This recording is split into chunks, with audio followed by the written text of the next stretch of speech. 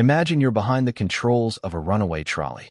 The trolley is racing down the tracks at nearly 60 miles per hour, and suddenly you spot 5 workers directly ahead. They're completely unaware of the danger, and no matter how hard you try, the brakes simply won't work. You already know what's about to happen. If the trolley keeps going, those 5 people will almost certainly die. Then, just as panic starts to set in, you notice something. Off to the right is another track. Standing on that side track is only one worker. Although the brakes have failed, the steering still works. So now you have a choice. You can stay on the current track, where 5 people will die, or you can pull the lever, redirect the trolley, and sacrifice one person to save the other 5. So here's the question. What would you do? Take a second and think about it. Would you switch the tracks? Or would you leave everything as it is? Whenever people are asked this question, the overwhelming majority choose to redirect the trolley. They believe that losing one life is preferable to losing 5. But why? What's the reasoning behind that decision? Most people answer with something like this. If one person has to die either way, then saving the greater number seems like the morally better option. It's a simple calculation.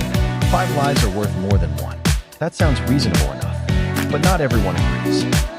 Some people refuse to pull the lever at all. Their argument isn't about numbers. Instead, they believe that deliberately causing someone's death, even if it saves more lives, is fundamentally wrong. To them, actively choosing who dies crosses a moral line. One criticism goes even further. Some argue that this kind of thinking can become dangerous if taken to its extreme. If we justify sacrificing a few people whenever it benefits the majority, where do we stop? History has shown that terrible acts have sometimes been defended using that exact logic. Others point to real-world situations where sacrificing a smaller number of people prevented much greater tragedies. They argue that while the choice is heartbreaking, reducing the total amount of suffering is still the right thing to do. So already we have 2 completely different ways of looking at the exact same situation. One side focuses on the outcome, the other focuses on the action itself. Now let's make the dilemma even more difficult. This time, you're not driving the trolley. Instead, you're standing on a bridge overlooking the tracks. Below you, another runaway trolley is speeding toward those same 5 workers. Once again, the brakes have failed. If nothing changes, all 5 people will die. You're powerless, or so it seems. Standing next to you on the bridge is a very large man, and suddenly you realize something. If you pushed him off the bridge, his body would land on the tracks. The trolley would hit him, stopping before it reached the 5 workers. He would die, but the other 5 would survive. So now the question changes.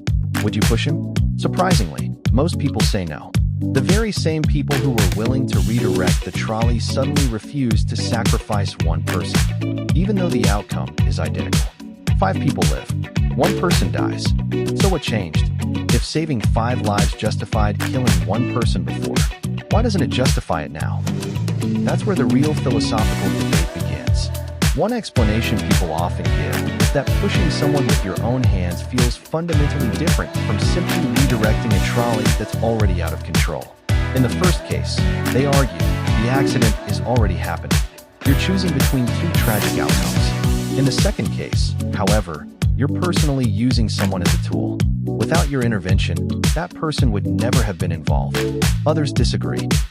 They argue that both situations involve making a conscious decision that results in someone's death.